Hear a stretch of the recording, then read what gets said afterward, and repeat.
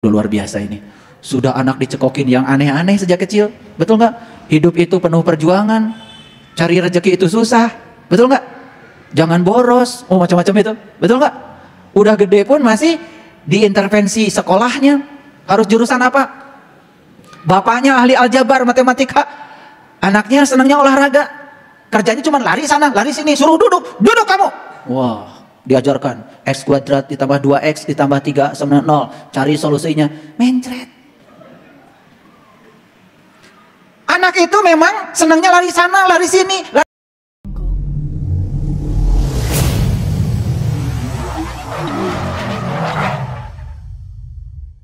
Banyak orang tua yang gagal sebetulnya untuk mengantarkan anaknya bayar karma di kehidupan yang sekarang. Karena setiap mau bayar karma diintervensi oleh orang tuanya. Dia lupa bahwa anak datang ke semesta ini membawa 3 hal. Yang pertama karma masa lalu. Yang kedua ya pekerjaan yang belum selesai. Yang ketiga jalan bengkok yang pernah dilalui.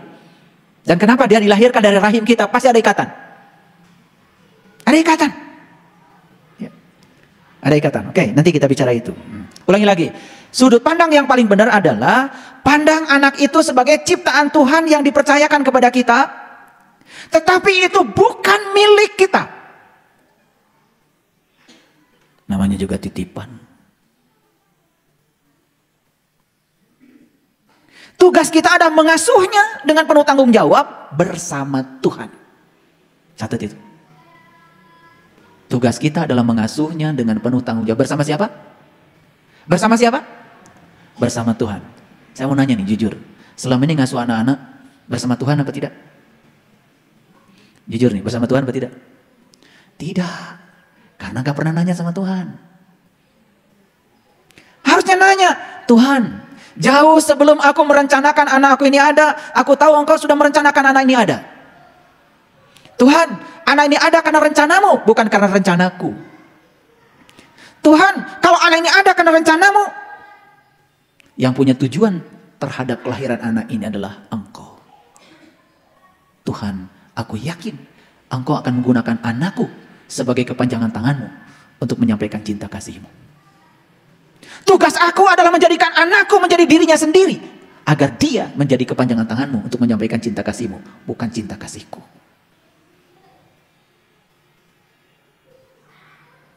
Gak tahu, pokoknya hari ini saya ingin berbicara ini. Setelah saya mengikuti beberapa pelatihan, kemudian saya jadi coach di situ, kemudian saya melihat, waduh, saya perlu bicara ini. Karena banyak sekali konflik keluarga, itu karena orang tua merasa punya otoritas pada anak. Lalu anak dipaksa harus menjadi seperti dia. Dan banyak anak-anak yang stres, dan kemudian terjadi konflik yang luar biasa. Karena anak bahkan dijejali oleh orang tuanya untuk mewarisi semua pola pikir orang tuanya. Maaf Bapak Ibu, pernah nggak bicara sama anak, mengatakan, nah jangan jajan terus, cari uang tuh susah. Pernah? Berapa kali? Hitung sekarang. Kata susah di otak alam bawah sadar anak kita sudah berapa biji itu? Kalau sehari aja Bapak Ibu mengatakan 1 kali aja kata susah, setahun sudah 365 kata susah. Kalau anak kita sekarang belum ber 20 tahun, kalikan 20 tahun kali 365, baru kata susah. Belum lagi pidato, hidup ini susah dan penuh perjuangan. Dan itu pidato diulang-ulang setiap kali anak kita minta sesuatu.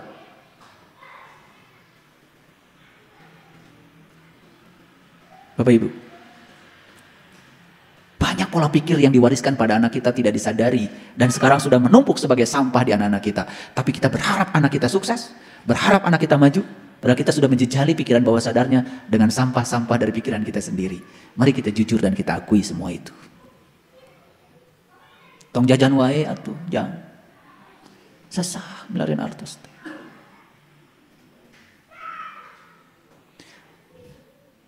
Jadi kalau anak-anak kita sekarang susah cari uang, karena kata susah itu sudah menarik semua potensi kesusahan. Itu hukum tarik-menarik spiritual, the law of spiritual attraction. Dan kita yang telah mewariskan medan magnetnya untuk menarik itu semua. Makanya pulang dari sini kita harus minta maaf sama anak-anak kita. Nanti malam santai kumpulkan dan minta maaf. Maaf selama ini ayah bunda tidak memberikan hakmu secara leluasa. Setelah itu kemudian minta maaf sama Allah Sang Pencipta. Maaf Tuhan, Jika selama ini aku merasa seakan-akan anak itu adalah milikku, dan aku punya otoritas untuk menjadikan dia semua seperti yang aku mau. Bapak Ibu, anak-anak ini adalah tamu agung yang harus difasilitasi untuk menjadi mereka sendiri, bukan menjadi ibu bapak. Oke, sudah kelihatan sekarang sudut pandang pada anak? Sudah kelihatan? Ulangi lagi, ini harus ditegaskan. Jadi apa sudut pandangnya? Anak adalah ciptaan Tuhan. Ciptaan siapa?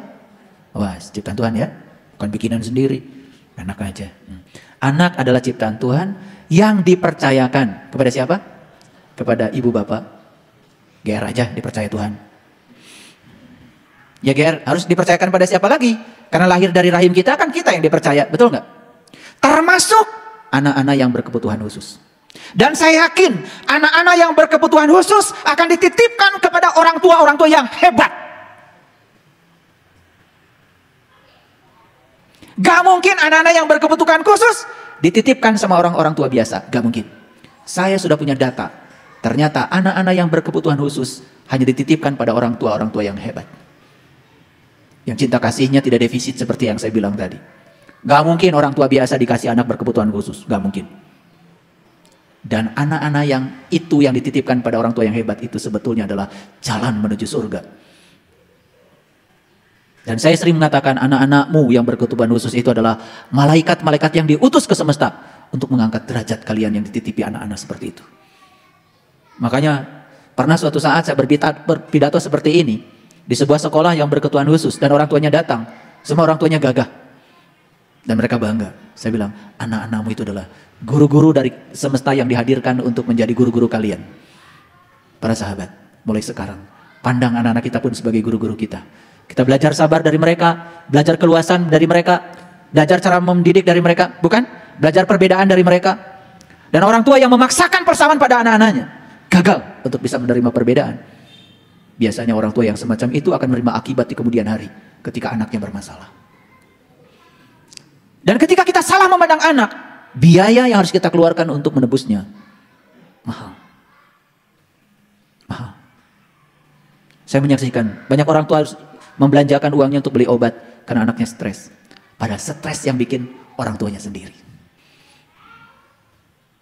Lionel Messi itu bahagianya dikasih bola. Tik. Dikasih fisika. Kasih hukum Newton, hukum Kepler. Disuruh memecahkan persamaan Lagrange. Aduh. Baik, sekarang kuis. Boleh dicatat kuis. Dari kuis ini kita akan tahu sudut pandang kita terhadap anak. Apakah menganggap anak sebagai kepanjangan tangan kita, kompensasi, beban hidup, penolong kita, atau ciptaan Tuhan yang dipercayakan kepada kita? Ini penting. Ini ada kaitan dengan spiritual. Karena, mohon maaf ya, begitu kita salah memperlakukan anak, jangan salahkan juga mereka. Kalau spiritualitasnya juga nanti jadi kacau balau. Mohon maaf ya, banyak kan yang orang tua ngedidik anak, mohon maaf, dijejali ilmu itu bukan makin luas sudut pandangnya, makin sempit dan merasa dirinya paling benar, susah bergaul. Aduh, kalau dibongkar nih alam bawah sadar mahasiswa saya aja, aduh, luar biasa. Saya suka merinding aja. Oke, baik, kita lihat sekarang. Sudut pandang kita terhadap anak akan mempengaruhi kasih kita kepada anak. Setuju? Ulangi. Sudut pandang kita pada anak akan mempengaruhi kasih kita kepada anak. Kapan? Kapan? Satu, ketika anak kita tidak menjadi seperti yang kita harapkan. Ada nggak orang tua yang begini? Bunda itu sayang sama kamu. Kalau kamu nurut sama bunda. Kenapa bunda tidak sayang sama kamu? Karena kamu nggak nurut sama bunda. Bunda apaan tuh? Bunda apaan itu? Si bunda yang tahu seolah-olah masa depan anak itu bagus kalau persis seperti yang dia pikir. Dia lupa bahwa sebetulnya masa depan ini bagus kalau seperti yang Allah pikir. Makanya mendidik anak itu harus bersama siapa tadi? Bersama Tuhan dong. Nah, nanti ada yang nanya sama saya, gimana caranya mendidik anak bersama Tuhan? Makanya kenal sama Tuhan. Kenalan dong. Dia bersamamu lebih dekat daripada urat nadi lehermu. Habis nggak mau kenalan ya nggak kenal-kenal. Akibatnya ya udah merasa terpisah saja. Seakan-akan Tuhan itu jauh tidak bisa bicara. Tuhan itu mutakaliman, bisa bicara setiap saat kepada kita. Dan suara Tuhan itu keras sekali. Suka dengar suara Allah? Suka dengar? Belum dengar. Karena mata kalbu kita, telinga kalbu kita masih mingkem. Makanya telinga kalbunya dibuka. Mata kalbunya dibuka, kecerdasan kalbunya juga akan terbuka. Lilin yang tadi tidak menyala akan menyala. Begitu lilin sudah menyala, kekosongan dalam jiwa kita akan terisi. Begitu jiwa kita sudah kosong, saksikan saya, demi Allah, tidak ada rasa cemas, rasa khawatir. Setiap saat selalu hadir di sini, saat ini, sekarang. Merasakan kehadiran Allah luar biasa. Berkah hidup mulai datang. Oh luar biasa, gratislah hidup itu. Ulangi. Betulkah kasih Bapak Ibu berbeda ketika anak tidak menjadi seperti yang Ibu Bapak harapkan? Jawab ya atau tidak. Berbeda atau sama? Anak saya seperti yang saya harapkan atau tidak? Saya tetap sayang. Dia berhak menentukan nasibnya sendiri, dia berhak menentukan masa depannya sendiri. Karena saya tahu, ya, dia diciptakan ke semesta, sudah dikasih kelebihan oleh Allah. Tugas saya adalah menemukan kelebihannya, biar dia menjadi jenius di bidangnya. Gitu apa tidak? Gitu apa tidak? Ya. Atau yang sebaliknya tadi, Bunda sayang sama Dede. Kalau Dede nurut sama Bunda. Makanya Bunda gak sayang sama Dede. Habis Dedenya gak nurut gitu. Jujur, sering gak terucapkan kata-kata itu? Dan ketika anak itu nurut sama kita menganggap itu baik. Padahal siapa tahu justru kalau Nabi Ibrahim nurut sama bapaknya. Kalau Nabi Ibrahim nurut sama bapaknya, coba bayangkan. Gimana nasib Nabi Ibrahim? Jadi gak ketemu Tuhan? Nabi Ibrahim itu, ya, bisa ketemu Tuhan justru karena berbeda dengan bapaknya. Kan ada dialog Nabi Ibrahim dengan bapaknya. Dengar dialog saya ya di kajian yang sebelumnya itu. Oke, saya tidak bahas sekarang, waktunya terbatas. Satu. Yang kedua, ya atau tidak? Betulkah kasih Bapak Ibu kepada anak berubah saat anak tidak menghargai pengorbanan Bapak Ibu?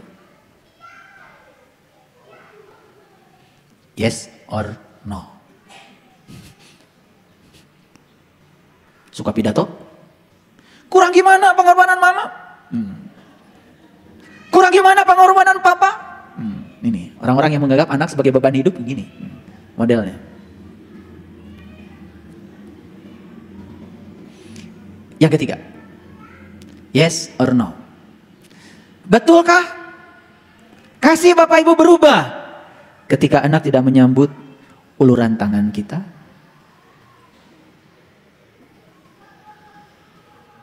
Yes or no? Nanti kita jumlahkan nanti yes-nya berapa, no-nya berapa.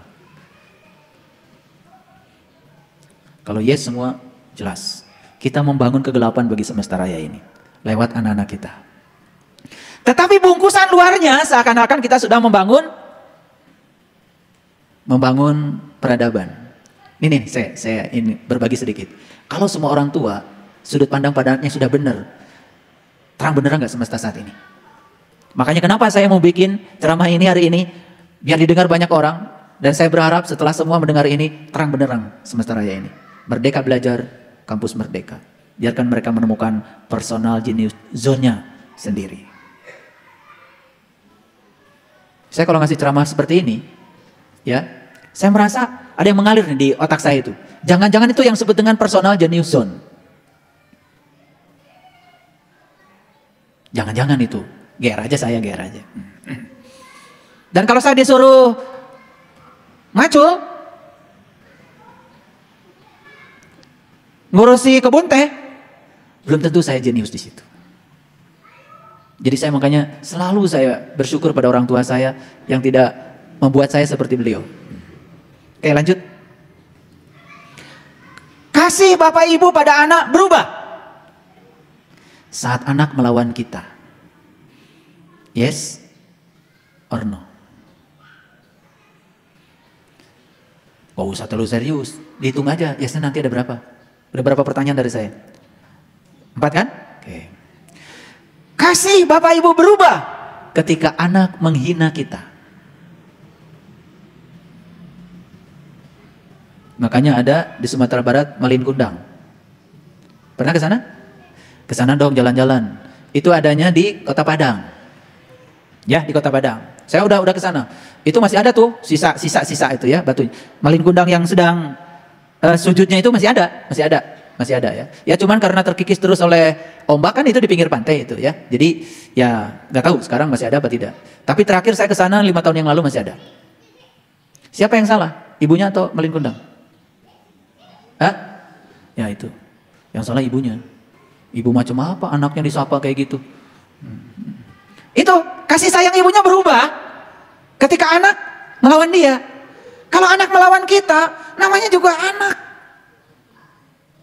Kumaha ya teh? Kan ibu yang duluan lahir ke sini. Paham maksud saya?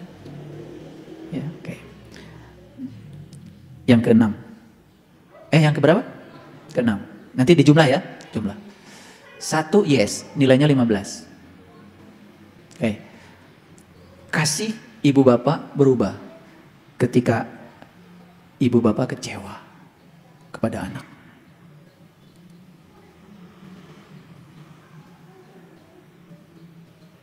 Itu kalau yes-nya 90, berarti 6 kan yes-nya? Nah, berarti sudut pandang kepada anak itu keliru, luar biasa. Ada yang 90? Ya udah, hitung aja sendiri.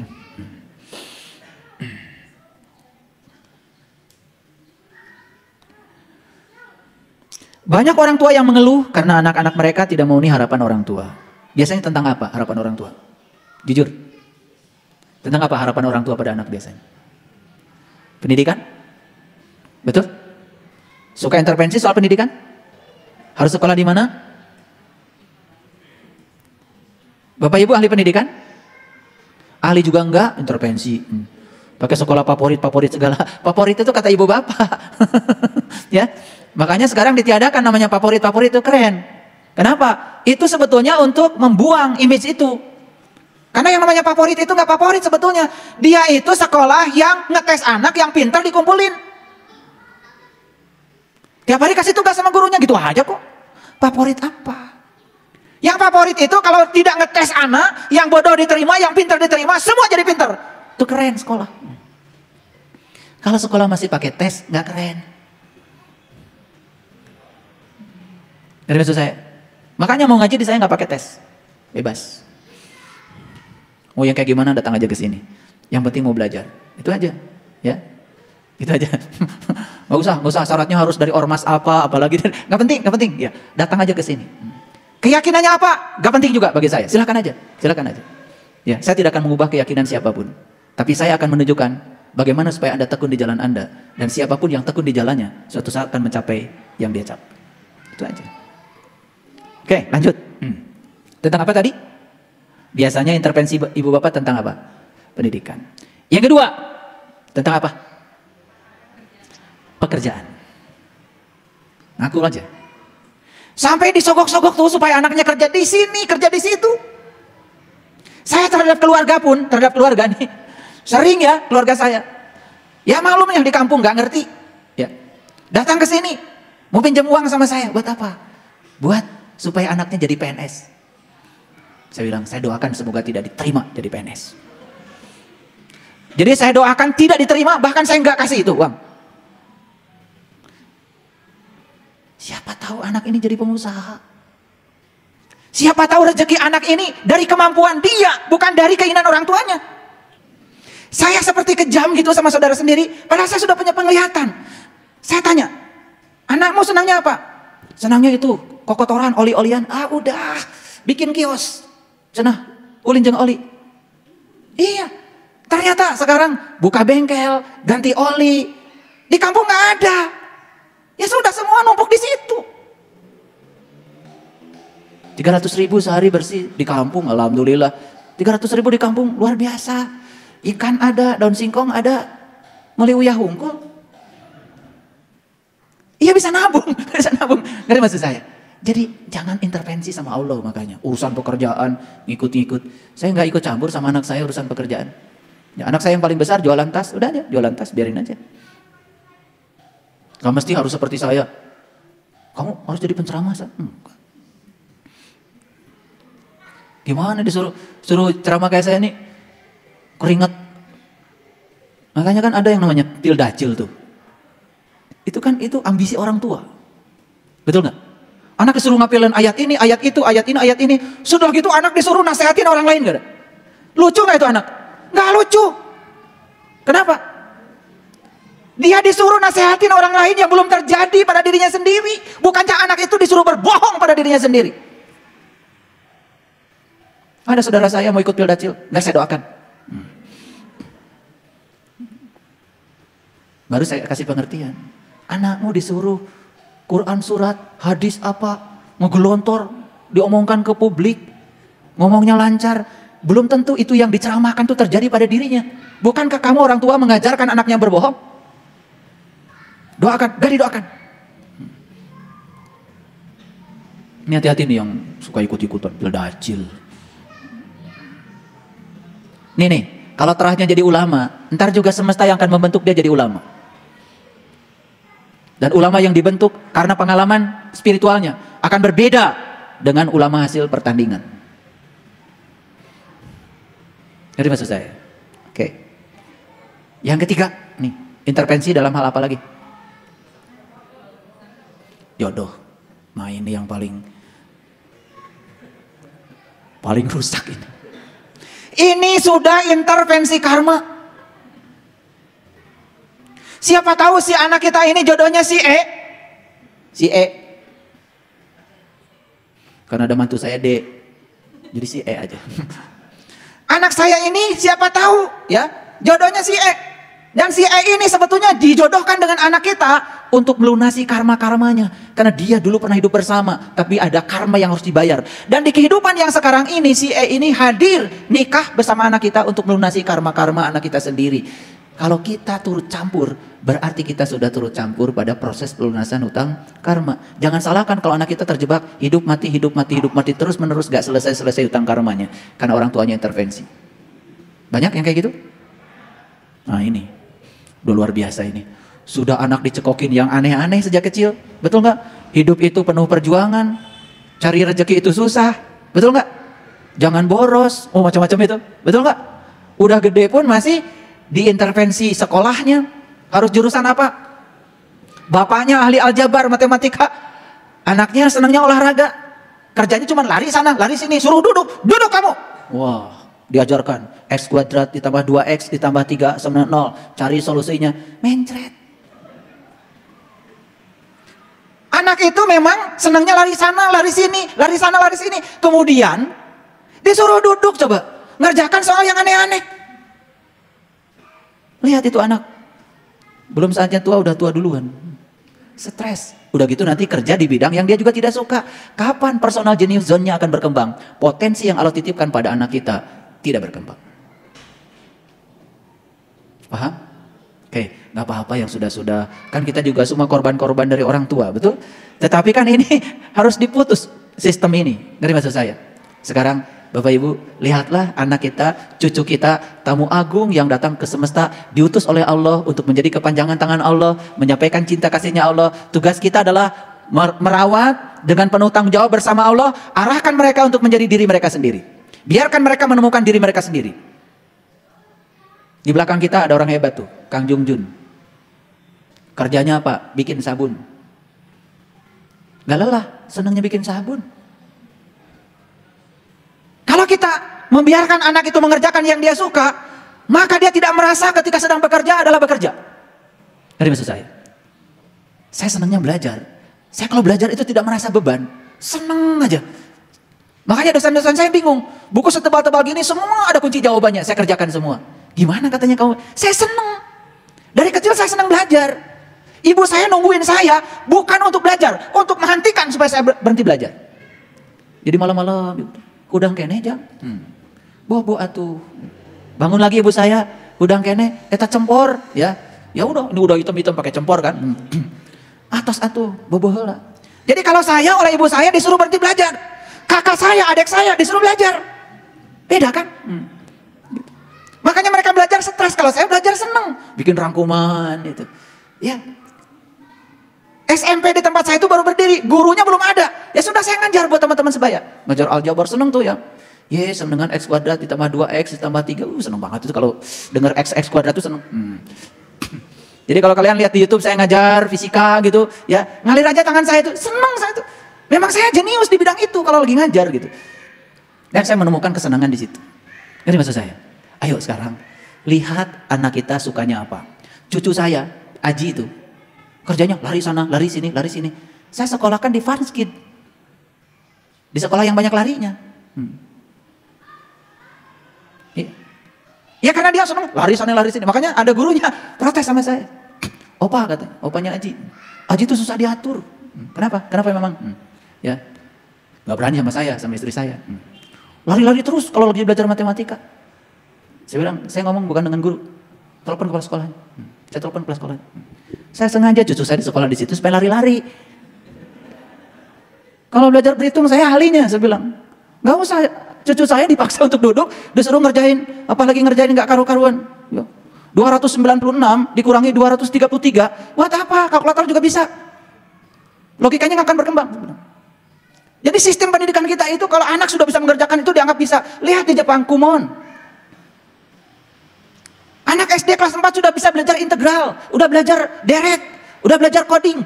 Bukan menjumlahkan 375, ngarang gurunya juga, kurangi ini. Bukan gitu. Saya bilang nggak apa-apa anak saya bisa begitu. Nanti juga bisa pakai kalkulator. Saya berharap bukan itu seperti di sekolah. Maka saya ngomong sama kepala sekolahnya.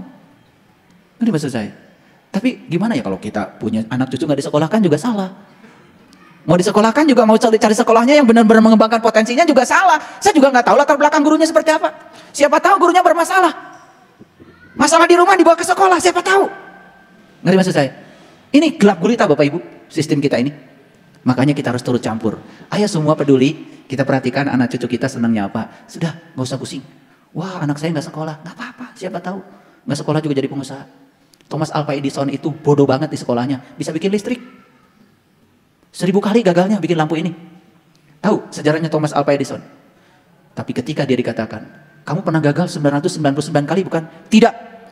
Saya hanya menemukan cara yang salah 999 kali. Dan setelah itu saya menemukan cara yang benar. Dan saya tidak menemukan cara yang benar kalau saya tidak pernah menemukan cara yang salah. Persis seperti yang Allah bilang dalam hadis kursi. Allah tidak menyuruh kita sukses. Allah hanya menyuruh kita mencoba. Ayo, mencobalah. Di situ ada pengalaman. Para sahabatku yang dirahmati Allah. Kalau hari ini terasa suara saya menggelegar, keras, kencang. Itu bukan karena saya marah. Karena ada energi yang mendorong saya untuk bicara ini di sini. Ya, saya asesor. Saya ngurusi sertifikasi guru di mana-mana. Para sahabat, dan saya menyaksikan di mana-mana kegelapan ada. Bahkan sekolah merasa bangga ketika mengeluarkan anak yang nakal. Sekolah apaan itu? Anak nakal itu gelap. Hukuman itu kegelapan. Dan ketika sekolah menghukum anak didiknya, bukankah dia sedang menebarkan kegelapan? Tapi masyarakat menganggap itu betul. Wah, bagus tuh anak nakal keluarin aja. Sekolah yang suka ngeluarin anak karena nakal tidak layak disebut sekolah.